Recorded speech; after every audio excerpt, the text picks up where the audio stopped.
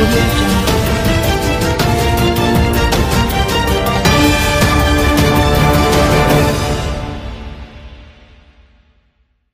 नमस्कार दोस्तों, इस समय हम आगरा ग्वालियर रोड पर खड़े हैं और हमारे साथ मौजूद है कांग्रेस प्रत्याशी राज बब्बर जी। आइए हम उनसे जानते हैं उन्होंने किस प्रकार शुरुआत से लेकर यहाँ तक का जीवन संघर्ष करते हुए राजनीति कैरियर की शुरुआत की है। फतेहपुर सीकरी सीट सबसे हॉट सीट बनी हुई है, तो इसमें जो दिलचस्प मुकाबला हो रहा है इसको समय क्या कहना चाहते हैं? देखिए, मैं इस बात को हमेशा कहता हूँ कि चुनाव एक प्रक्रिया है और जो भी प्रत्याशी हैं वो अपनी अपनी बात कहते हैं।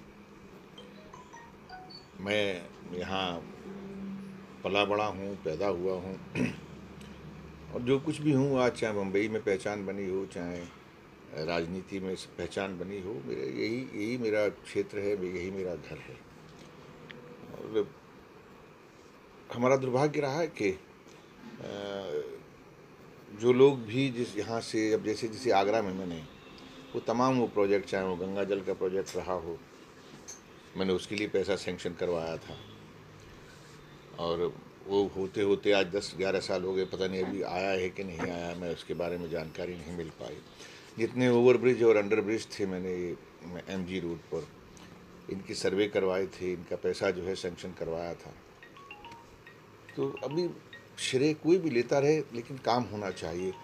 यहाँ पर मैं एयरपोर्ट जो लेकर आ रहा था, इंटरनेशनल एयरपोर्ट लेके आ रहा था, वो उसकी गति इतनी धीमी कर दी गई कि वो एयरपोर्ट जो है आज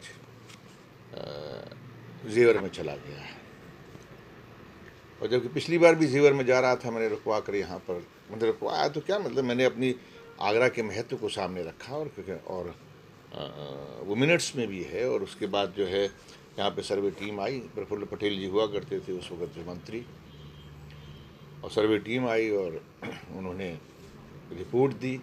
लेकिन फिर भी कोई लोग जो यहाँ पर आगरा में जो लोग थे वो अपनी बात को नहीं कह सके और आज उसका परिणाम है कि हमारे यहाँ से जो हमारा अधिकार था वो छिन गया।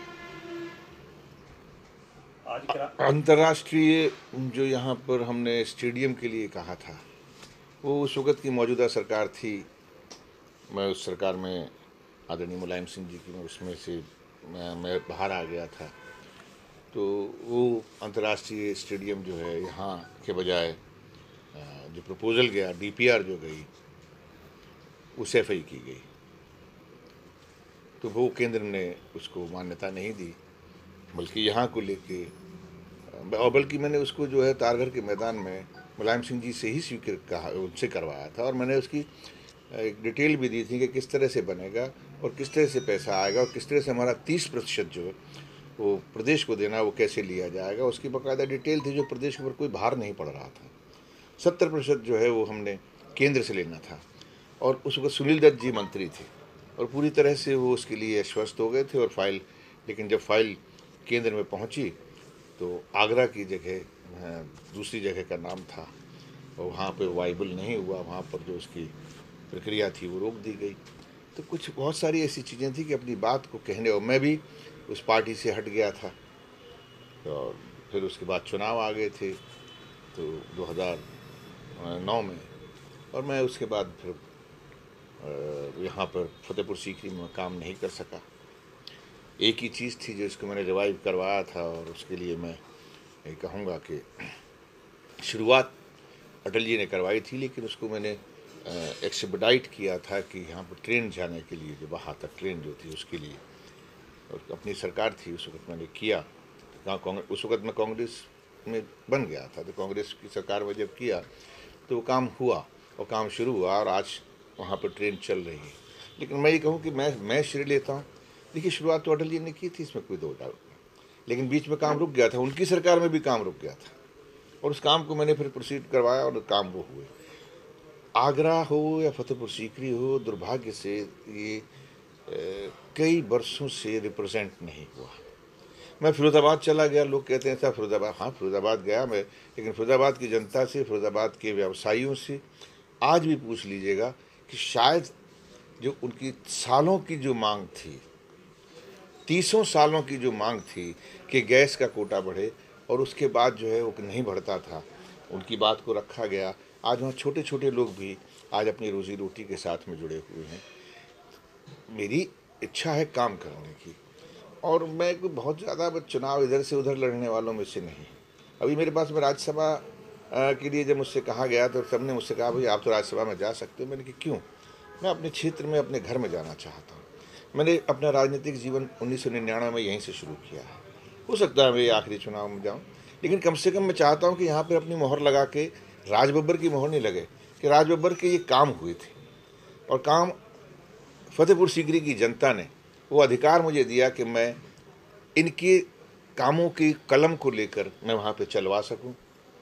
वहाँ पे उस ताकत के साथ में संसद के बीच में सरकारों से मैं अपने क्षेत्र का काम करा सकूँ।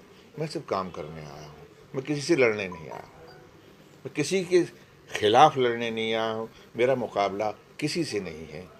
मैं तो सिर्फ चुनाव में यहाँ पे काम करने के लिए आप सबका, जनता का मैं आशीर्वाद और प्यार लेने के लिए आया हूँ, सहयोग मांगने आया हूँ।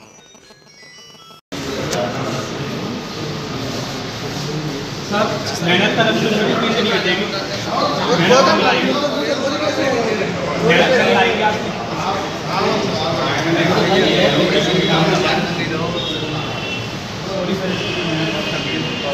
रंगे ना रंगे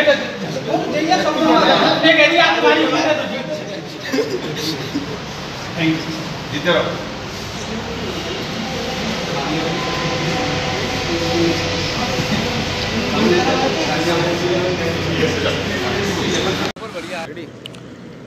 तो यह था, उन्होंने अपने राजनीतिक कैरियर की शुरुआत कहां से कहां तक की बताया। चोप सिंह सक्सेना, आगरा।